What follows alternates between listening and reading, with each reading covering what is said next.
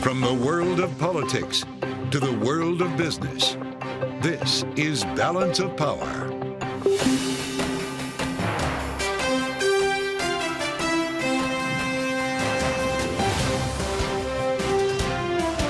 Live from Washington, D.C. From Bloomberg's Washington, D.C. studios to our TV and radio audiences worldwide, welcome to Balance of Power. Alongside Joe Matthew in New York, I'm Kaylee Lyons. Election year gimmicks. That's what Speaker Mike Johnson calls border policy restrictions that President Biden is reportedly considering. We'll discuss that and the pending government shutdown deadline with California Congressman Brad Sherman. And Congress's path forward on Ukraine aid also remains unclear. We'll get the view on the inaction from another U.S. ally in the region. Polish Foreign Minister Radoslaw Sikorski joins us this hour. With just 2 days to go now until the South Carolina primary, Nikki Haley says that to her, embryos are babies, weighing in on a controversial topic after an Alabama Supreme Court ruling threatens fertility treatments in the state. Kaylee, that's just one of the themes that we're following on the campaign trail as we hit South Carolina this weekend. And just days later, we'll be talking about the Michigan primary for Joe Biden. Absolutely. Of course, there's a lot coming in the coming days, not just in terms of the election calendar, but also tomorrow is Friday, the day the Biden administration has told us to prepare for new sanctions on Russia following the death of opposition leader Alexei Navalny. President Biden actually talked about this earlier today after meeting with Navalny's widow and daughter. Take a listen. This morning I had the honor of meeting with Alexei Navalny's wife and daughter. As to state the obvious, he was a man of incredible courage. And it's amazing how his wife and daughter are emulating that. And we're going to be announcing the sanctions against Putin, who is responsible for his death, tomorrow. Indeed, we'll be talking about sanctions likely at this time tomorrow. And joining us now, Bloomberg's Michelle Jamrisco, along with Enda Curran, to walk through our top stories. Michelle, it's great to have you back with us. Let's start with the matter of sanctions. The administration has been trying to play it pretty close to the vest on this. What do you think we're going to hear tomorrow? Well, we do know that they want to target those responsible for Navalny's death, in the words of the president himself and others in the administration. And that might mean Putin himself, further sanctions on him and others acting alongside him. So we do not, they have been, yes, as you say, keeping it very close to their chest. Mm-hmm. They don't want to telegraph for obvious reasons, as they say, who or what they might be sanctioning tomorrow. But it will be something pretty big. They had already planned to kind of hit them on the 2-year anniversary of the war. And now with Navalny's death, there's ever more reason to punish Russia. Mm-hmm. Yep, that 2-year anniversary also on Saturday, the 24th. Meantime, the president right now is in California on a fundraising swing, and he often says some pretty remarkable things at fundraisers. At one of them a few months ago, he called Chinese President Xi Jinping a dictator. And then last evening, he referred to Vladimir Putin, who we were just discussing, as a crazy SOB, not really holding back on the language. Michelle. Yeah, no, certainly an opportunity at these fundraisers. They're closed door. There tend to be smaller groups, friendlier faces. It's an opportunity for Biden to kind of let loose a little bit. We do see him being kind of more Biden the candidate, Biden the person. His folksy nature comes out. And this comment, while very headline friendly and entertaining to many, it's the president of the United States speaking about a world leader. No matter who that world leader is, it does carry a lot of weight. And he was able to kind of craft it into a broader message as he vented about Trump, MAGA Republicans, those he says are enabling someone like Putin, and further cementing the message of the Biden campaign that Trump would be a threat to the democracy, that people like Putin are a threat to U.S. democracy because of what they do to democracy abroad.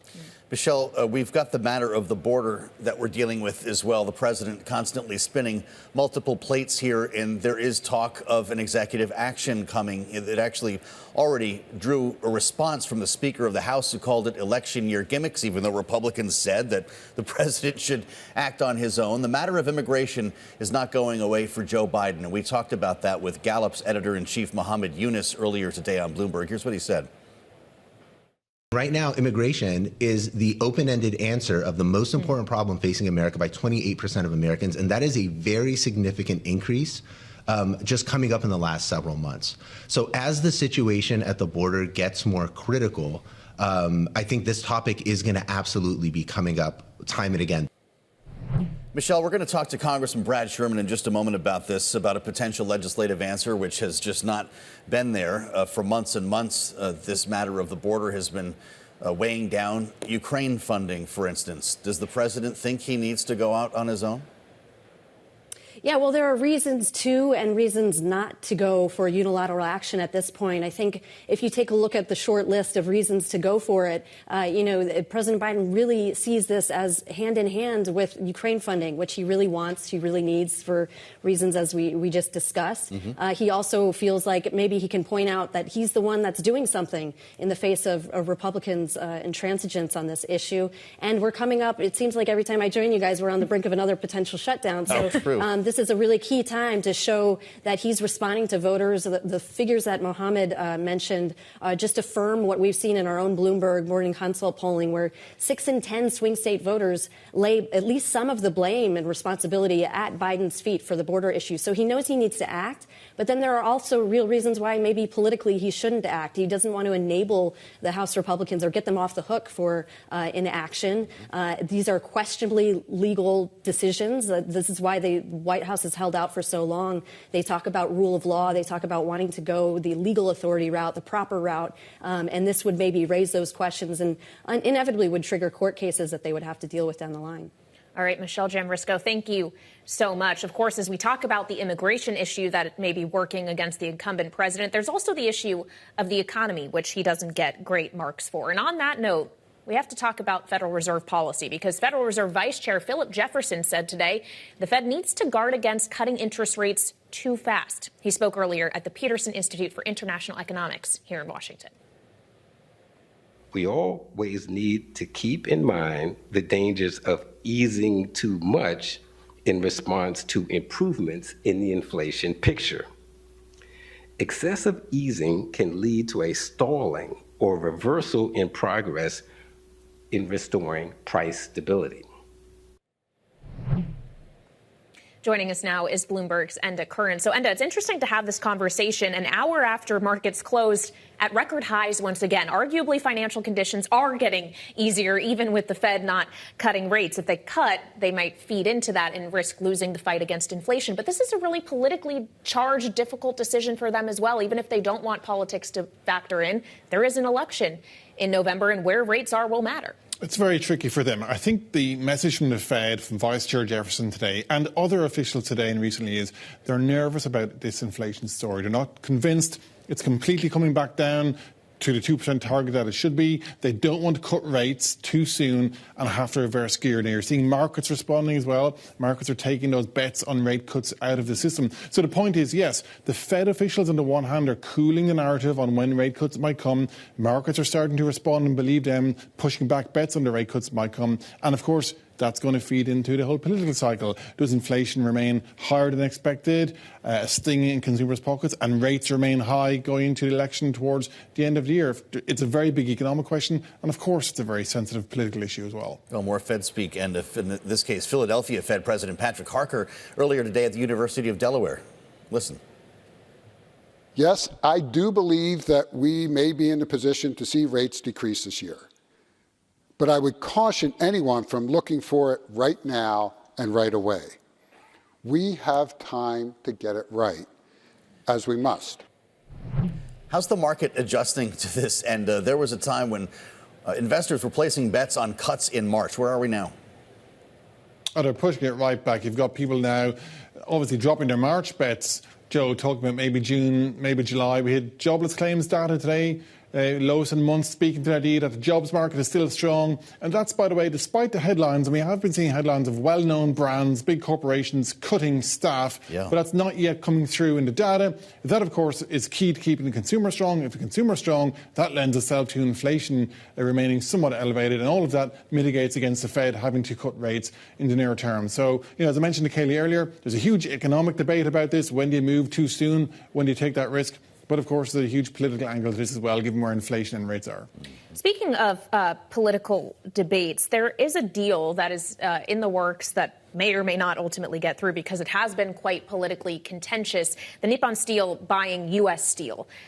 we had a scoop here at Bloomberg this afternoon that the Biden administration is now looking into concerns about Nippon's connections to China in particular. Could this make sure that this thing does not go through? Well, it's certainly going to draw scrutiny. As my colleagues were saying, Nippon has operations in China. Of course, China dumping steel into the US has been such a sensitive topic here for the past few years. It's one of the central areas of tariffs and trying to control the China-US competition. So it will be sensitive and speaks to competition between both economies. It speaks to the idea that the Biden administration wants to be seen to be protecting jobs in manufacturing, protecting steel workers.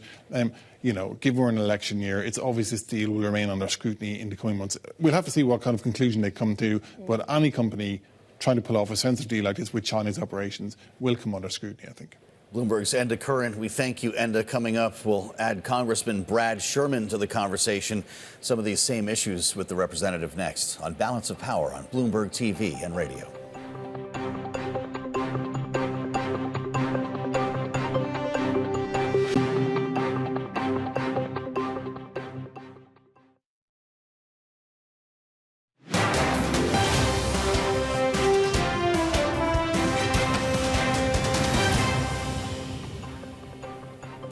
This is Balance of Power on Bloomberg TV and radio. In just over a week, the federal government will partially shut down unless Congress can find a way forward on funding. And House Speaker Mike Johnson has not given a clear signal what that way forward might be. So now we turn to a member of the chamber on the other side of the aisle. Democratic Congressman Brad Sherman of California is joining us now. Congressman, thank you so much for being with us this evening. Of course, you'll be returning to Washington next week with just 3 legislative days between you and a partial shutdown. What is the most likely outcome here? How does this get resolved? Well, you always bet on Congress kicking the can down the road. If you bet that way, you'll be right more than half the time. But there are other possibilities as well, and there is certainly the possibility of a partial government shutdown. Well, the House Freedom Caucus seemed to make things a lot more difficult in the last 24 hours, now pushing this year-long continuing resolution. Congressman, I'm guessing that's not what you're looking for. Either way, does this move make a shutdown more likely? It's just one step. I don't think it makes it more likely. The existence of the Freedom Caucus makes a shutdown more likely. The idea that we would take decisions that Congress made over a year ago and put the government on automatic pilot based on those decisions, I mean, that's an insult to every taxpayer in the country. Another aspect of this that will concern my colleagues is that we have particular funding for projects in our districts. And if we go with a year-long continuing resolution, all of those, so we got the plane flying automatic pilot, and all those projects are being dropped without a parachute and crashing onto the ground. I think it would be a very bad idea. And then finally, if we have a continuing resolution that, and this is what excites the Freedom Caucus, if we have a continuing resolution that goes past April 30th, at least under current law, there's a 1% cut. Yes, right. So, of course, in order to have a continuing resolution, we'd have to pass a new law, and a lot of us would fight against that 1% cut. Frankly, I fight against the whole idea of putting the government on automatic pilot. Well, but there's many in the Republican conference who fight against the whole idea of any continuing resolution whatsoever. You've heard from Speaker Mike Johnson on multiple occasions suggesting he doesn't want to do another short-term CR. The Majority Whip, Tom Emmer, was on this show just recently before the break saying there won't be another CR. Potentially, as we saw with Kevin McCarthy, it could put the Speaker's job at risk. One of your Democratic colleagues, Josh Gottheimer, has now suggested maybe changing the rules so that motion to vacate couldn't be brought by just one member, that maybe Democrats should act to protect the Speaker. Would you support that? Well, certainly the rules shouldn't provide that any one member can move to vacate the speakership. When Democrats were in control, we had a rule similar to what Gottheimer is proposing, and I'd certainly want to go back to it. Whether Democrats would actually affirmatively vote to protect Speaker Johnson,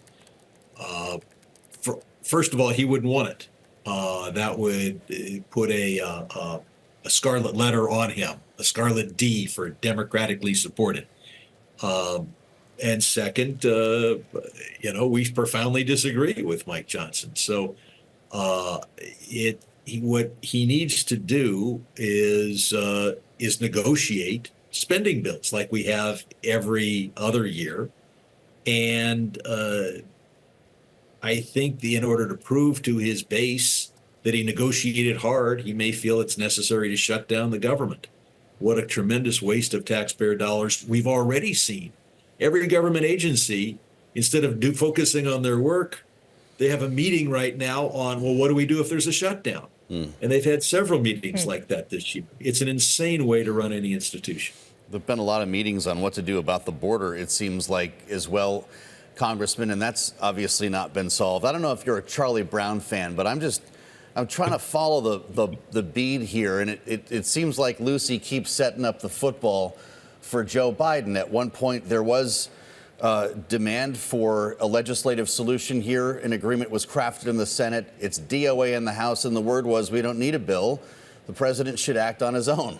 Now reports say that he's going to do that and take executive action. And the Speaker of the House calls it an election year gimmick. Is Mike Johnson gaslighting Joe Biden? The election year gimmick is whenever you take a bill that would make the country better and you refuse to support it or even allow a vote on it because your goal is to make the country worse and help your political campaign. And I've seen that done on rare occasions, and it's disgusting, but at least, like most disgusting things, it's hidden. This is the first time that it's out in public. Former President Trump is telling us, make the country worse so that I have an easier time getting elected president. The fact is, the deal negotiated in the Senate is a good deal. It's a tough one for Democrats to accept, but their position was, don't help Ukraine unless you give us this. We're giving it to them, and they won't take it, nor will they help the Ukraine. Well, on the subject of Ukraine, Congressman, your colleague, Congressman Bill Pascrell, posted on X this afternoon saying, coming soon, Democrats will introduce a discharge petition to bring Ukraine funding to the House floor. Are there enough that would sign such a discharge petition? And I'm not even speaking of just Republicans. I'm wondering how many Democrats might be lost because this also includes unconditional funding for Israel. Well, first of all, the funding for Israel has never been unconditional. It's always subject to the Leahy Act and other provisions of U.S. law that require that our weapons be used according to the rule or the law of armed conflict. And Israel has always accepted aid under those conditions.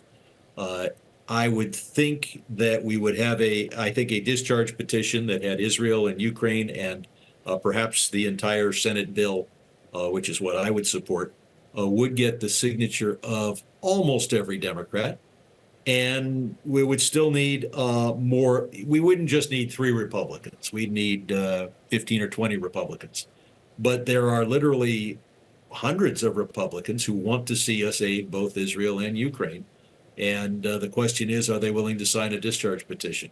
That is, the majority party tries to keep its members from signing a discharge petition. I think in my 28 years in Congress, only 2 have been successful. And one of those was actually supported by the Speaker. So you really only one time in my 28 years has a bill come to the floor and passed when the Speaker didn't want to have us vote on it. How about that? A little perspective for you. Congressman, the State of the Union address is 2 weeks from tonight. Will it actually take place if the government's in a partial shutdown? Yes. And if what better and more necessary time to hear from the president than when the country's been brought to a standstill by partisanship and, frankly, by Republicans. It's clear that the Senate can reach an agreement on these bills, and if the House can't function, we should just pass the Senate bills. Congressman, I have one final question for you, knowing that you sit on the Financial Services Committee. The ranking member of that committee, Maxine Waters, as well as Democratic Senator Elizabeth Warren, even Republican Senator Josh Hawley, have all come out in recent days to say that they believe the deal of Capital One buying Discover Financial, $35 billion major transaction, should be blocked. Are you in agreement on that? Well, it certainly should be blocked until regulators can take a look at it, and should not be rubber stamped. But the issue I have is this going to destroy the Discover card, or is this going to turn the Discover card into a real competitor with the duopoly, the MasterCard Visa duopoly? We need more competition in the credit card space, and the number one thing to analyze, well, the number one thing is to look at the prudential soundness of these two banks and to make sure that they don't fail. But close behind that is this more competition in the credit card space or less? Congressman, it's good to have you back with us. Brad Sherman, California, thanks for the time today on Bloomberg. Still ahead, we'll be joined by Polish Foreign Minister Radoslaw Sikorski to talk geopolitics and the war in Ukraine. It's coming up on Balance of Power, only on Bloomberg TV and radio.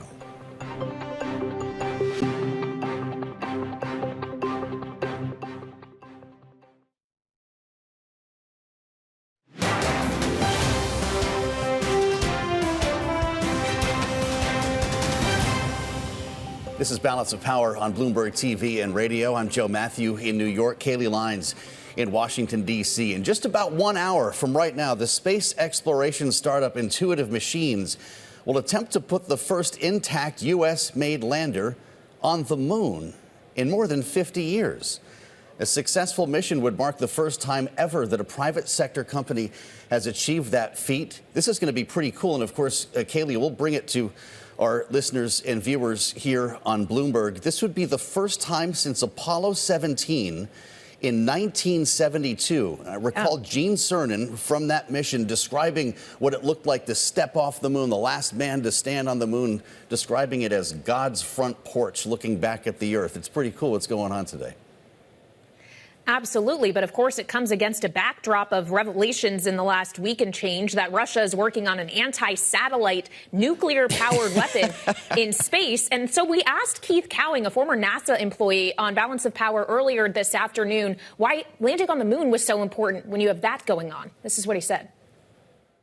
It's significant. It's not only is it the first time we've been back with a lander in 50 years, but it's a new way of doing things. It's not a NASA lander.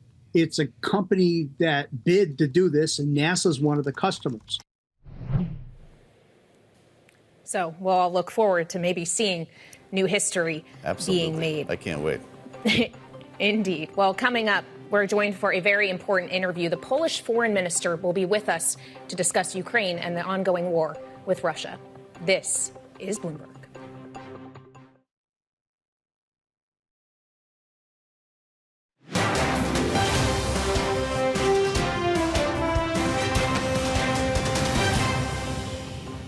On Ukraine, there is a strong, palpable desire among virtually all of the G20 for the Russian aggression to end and for peace to prevail in a way that upholds the rights of Ukrainians to their freedom, to their future, to the territorial integrity of their country.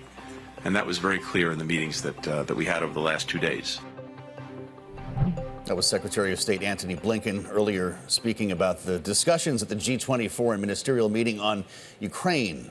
And we're joined now by Polish Foreign Minister Radoslaw Sikorski. Minister, it's great to see you in New York. Thank you for being with us here on Balance of Power. As you well know, Washington has been unable to pass funding for Ukraine, and you're on your way to the nation's capital tomorrow, I believe. I just wonder your view before you start meeting with officials to deliver your message. Do you feel like the U.S. has let you down in this case, or do you have patience for this process to slowly unfold? We respect the rules of American democracy, but I'd like to appeal to Speaker Johnson, as a former speaker myself, and as the foreign minister of Poland, and on behalf of all of the European Union. In fact, please let democracy decide this issue. Please allow this Ukraine supplemental to go to a vote, because otherwise, if you preclude your commander-in-chief from doing what he wants to do, which is to help Ukraine defend itself, U.S. credibility will be damaged. We heard from a number of lawmakers who received that message at the Munich Security Conference. I was there. If you were indeed, if this bill does not get to the floor in the U.S. House, is there a plan B for Europe to try to make up for some of that money? Well, remember, Europe contributes more to Ukraine than the United States. We've already contributed 80 billion roughly, and we've passed another 50. The Ukrainian state would not be functioning without us sending them 1.5 billion euros per month. But you can't fight the war with pensions and employee salaries. You actually need 155 millimeter shells. You need the effectors to the Patriot missiles and so on. And those come overwhelmingly from the United States, from American factories. As Europe, we are making new purchase orders in the United States. But Ukraine needs to defend itself against this Russian onslaught. But, Minister, Europe is missing. It's not going to deliver its own target of 1 million shells to Ukraine by March, as promised. That has now been pushed back. That number has not been delivered. How close is close, though, if we're talking roughly half and now that target's pushed to the end of the year? I just wonder if Europe, too, is failing Ukraine in some way here. We are close. I've literally, before walking into the studio, received a copy of the letter of the High Representative who's informed us, and I don't want to misquote it, but I think it's around 850,000 shells. We are gearing up our European industry for being able to produce 1 million shells per annum, and they will start arriving in quantity to Ukraine by the end of the year. But first of all, Ukraine still needs to survive till the end of the year. And secondly, the Russians have been ramping up their production even more. They've gone onto a war footing. And we are still on a peacetime basis, and we need to go into a crisis mode. Well, so would you then support a notion like issuing hundreds of billions of euros in euro bonds to shore up Europe's defense industry? Because that has been floated. It has been floated, but we have a more immediate decision to make about smaller amounts of money. Our defense budget in Europe, it's called the European Peace Facility. It's 5 billion. That would be enough to satisfy Ukraine's immediate needs, and we need to pass this urgently. Minister Sikorski, our listeners and viewers should know that you were a war correspondent in Afghanistan, Soviet-occupied Afghanistan. Yep. We can talk about policy here, and that's what we like to do on Bloomberg. But I want you to talk to us about what's going to happen on the ground in Ukraine if these shells are not available, if this money doesn't come forth in a timely manner, because you've seen firsthand. That may have been the Soviet Union, but Vladimir Putin reminds many of us of that time. I was in Afghanistan in the 1980s at a time when the US was supporting the anti-Soviet resistance. Not many people were giving the anti-Soviet resistance a chance to defeat the mighty Soviet Union. And, you know, they did. And today also, most people seem to assume that Russia has to win. I disagree. I've been to the front line with Ukrainian soldiers delivering pickup trucks there before I assumed the current office. The shortage of artillery shells means that Ukrainians soldiers are dying in greater numbers than they should be, because it means that the clash is a direct infantry soldier-to-soldier fight. And we can save lives by delivering these 155 millimeter shells. And you believe they can win this David and Goliath fight after what you saw in Afghanistan? But this comes down to hardware, is what you're saying. Yes. Russia lost the Crimean War. Russia lost the Russo-Japanese War. Russia was knocked out of World War I. Russia lost the Battle of Warsaw in 1920. And Russia lost the Cold War. So much for the war machine. Look, when the Ukrainians are fighting for the very existence of their country, President Putin doesn't regard Ukraine even as a nation. So they know that if they lose, they'll be deported, their children will be stolen, they'll be subjects of cultural genocide. Whereas the Russians, are fighting with their prisoners and reluctant draftees. But you still cannot fight with bare hands. We've pledged to help Ukraine. The President of the United States, in wartime, made a historic speech in Kiev saying Ukraine will have American support, whatever it takes. Now is the time to stay the course, to deliver the arms. Well, Minister, it's the current president of the United States that made those remarks, but he very well could no longer be president come January of next year. And we've all heard what the former president, who could once indeed get a second term, Donald Trump, has said about NATO countries like Poland, suggesting that if these countries aren't paying enough money, Russia could do whatever the hell it wants to those allies. Would you view Poland as less safe under a potential second Trump administration?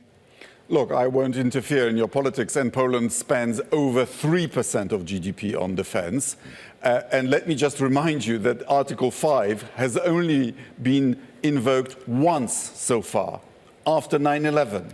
And we all rallied round. Poland sent a brigade to Ghazni, a tough province in Afghanistan, and we didn't send an invoice to Washington. The military alliance is not a neighborhood security company. Well, that is a fair enough characterization. Of course, as we look ahead then to what could come after the election, or what maybe should come before the election in November, as we have this conversation about the very possible chance that Congress does not pass additional aid to Ukraine, should the U.S. before election use frozen Russian assets to help support the cause? Is that something Poland would support? Yes, we do, because the aggressor should pay for the consequences and the damage of the aggression. Russia is not going to see this money anyway. The G7 has said that the money will not be unfrozen until Russia pays reparations to Ukraine. So the only choice is whether Ukraine should get this money after the war or now when she needs it more. And in answer to your earlier question, you know, if the supplemental doesn't go through, and U.S. allies are disappointed and get the idea that the United States might not be able to help you even when the commander-in-chief wants to help you, that will have profound consequences for all of American alliances around the world. Some countries will start hedging, and others will be considering developing their own nuclear weapons programs. Wow. And we will have to leave it on that note, sir. Thank you so much for spending time with us this evening. We sincerely appreciate it. That's the Poland Foreign Minister, Radoslaw Sikorski. Now, coming up, Republican presidential candidate, not Donald Trump, but Nikki Haley, appears to side with the Alabama Supreme Court's frozen embryo ruling just days before the South Carolina primary. We'll discuss that with our political panel next on Balance of Power on Bloomberg TV and radio.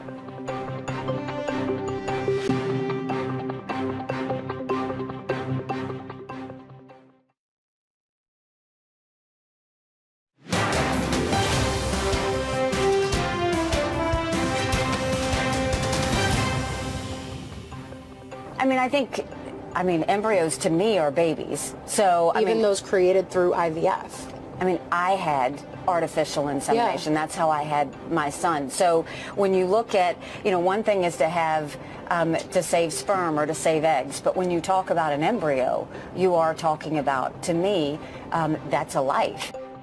It was Nikki Haley, of course, Republican presidential candidate, speaking yesterday on NBC News. Joining us now, our political panel just days before the South Carolina primary.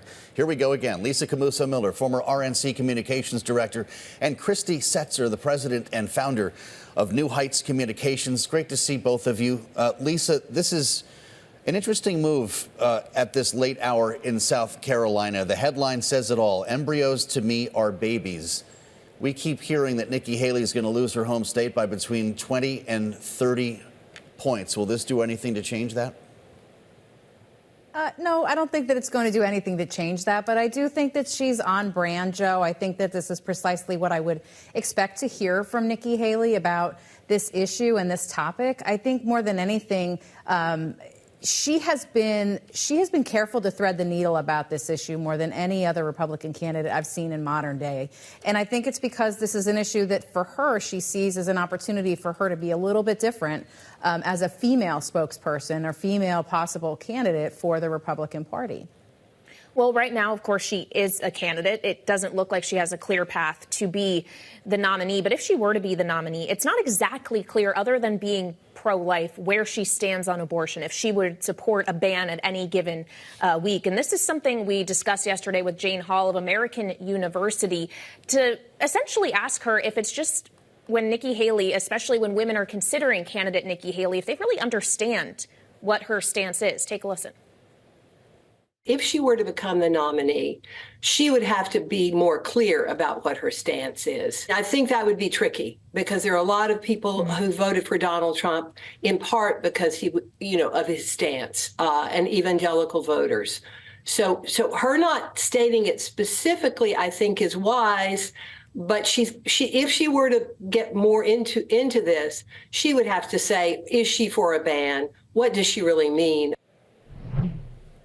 So, Christy, I'm not sure if we can really say that this is the issue that has held Nikki Haley back the most, but has her lack of clarity on what exactly she would support in terms of abortion policy actually hurt her as she's tried and to this point largely failed to compete with Trump in this primary? I'm not sure that she's being unclear. I think she's taking a pretty extremist stance. The decision that came out of Alabama is far beyond what most Americans would ever support. There's a poll that said that 85% of Americans support the use of IVF. So that makes her the extremist of extremists if she's saying that she does support Alabama. And also her point about that she believes that embryos are babies is, I think, factually insane. It means that we're all 10 months older than we think we are. It means that embryos could have all sorts of, rights to, should we claim them as dependents on our taxes, things like that, right? So I think she actually is putting herself out there. I think it's important to realize that she's doing this ahead of the South Carolina primary, where getting to the right of Trump is actually something that probably would be something that she sees as a positive. But it does also feel like this weird threading the needle, like when she was asked about slavery, that feels both pandering and inauthentic. So in the end, no, I don't think it helps her at all.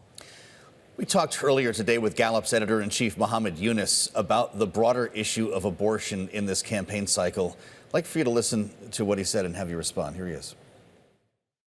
We're kind of in a recalibration moment in terms of public opinion, reacting to the Roe v. Wade overthrow. But again, the more that these state decisions bring this topic back into focus, the more the significant, now 28% of Americans that say that the candidate they vote for has to share their views, and that's increased notably since Roe v. Wade.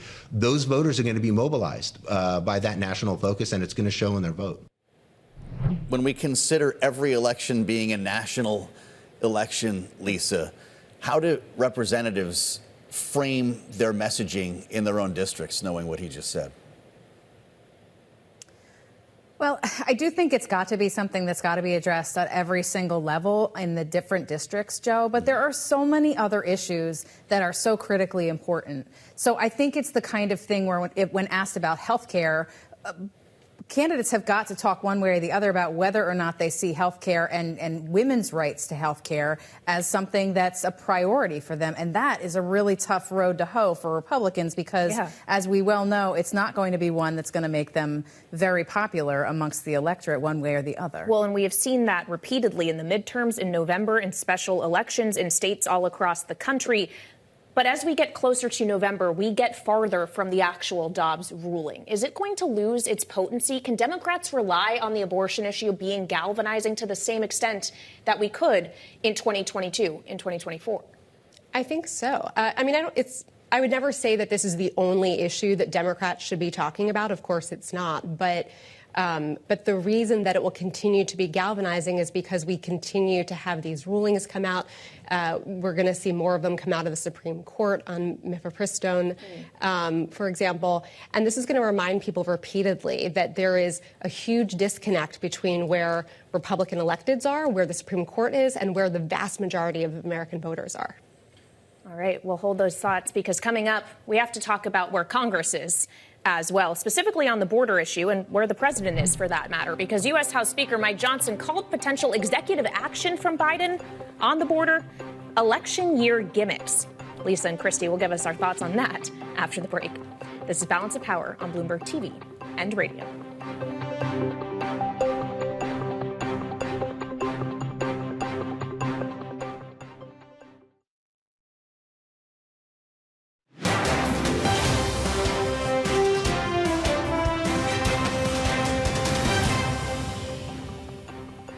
This is Balance of Power on Bloomberg TV and radio. U.S. House Speaker Mike Johnson is rejecting President Biden's potential new border policy restrictions that would come through executive action.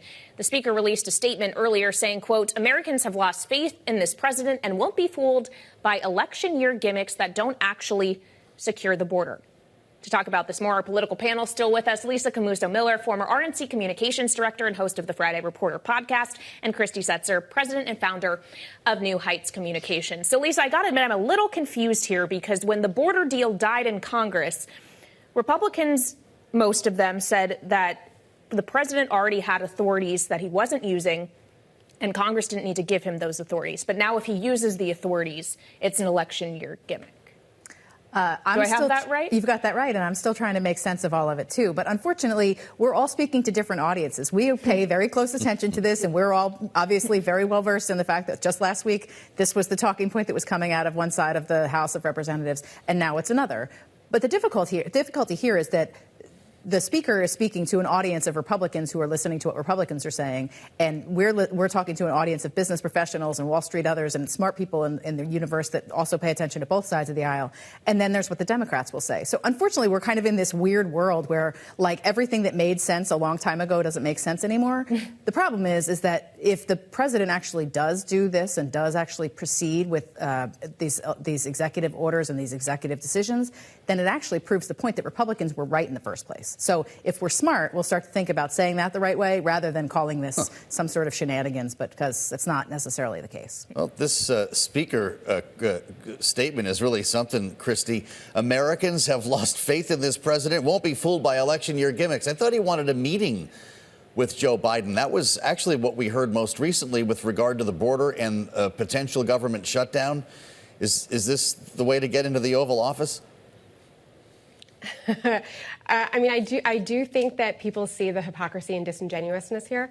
Democrats have been saying for a long time that Republicans don't want to solve this issue. They just want to use it as an election year issue. And I think that, you know, this statement today really goes to show that and gives Democrats a lot to play with.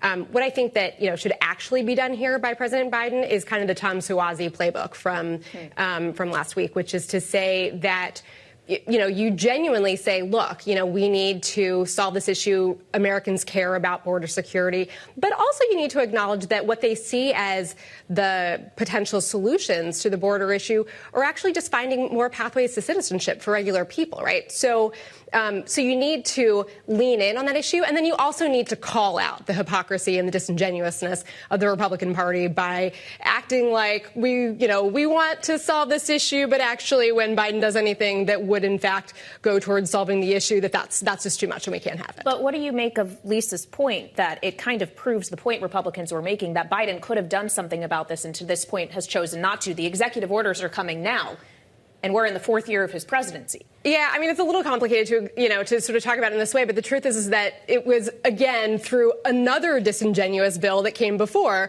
which was actually meant to provide funding to Ukraine. And in fact, once Republicans tied it to border security, then it was a bit of a poison pill sort of thing. So again, the challenge for Biden is sort of unraveling that for the American people who obviously are not following us as closely as anybody at this table. Well, with that said, though, Lisa, are Republicans setting up Joe Biden for a win if he actually takes these executive actions and we see border crossings drop? Is that not the story he wants to tell on the campaign trail? Well, I'm sure it's the story he'd like to tell on the campaign trail, Joe, but this is a little bit too late. We are looking at an extraordinary circumstance at the border. Yes, everybody wants to see there be some resolution. This is not just a border issue. It's a refugee. There's so many, the humanitarian pieces of it. It's so difficult to solve that, yes, I think that some action and any action is necessary. But regardless of all of that, by the time we get to November, there still will not be a tremendous amount of change that will happen in a time that will get people to come to the polls and make choices based on this issue. Well, we're certainly not done talking about it, but for today, we thank Lisa Camuso-Miller and Christy Setzer for a great conversation. Check out the Washington Edition newsletter on the terminal and online. Kaylee, I'll meet you back in Washington, D.C. tomorrow. Looking forward to it. Make sure you join us then. You can catch us at the same time, 5 p.m. Eastern, as well as 1 p.m. Eastern, early in the day on both Bloomberg TV and radio. Have a good evening.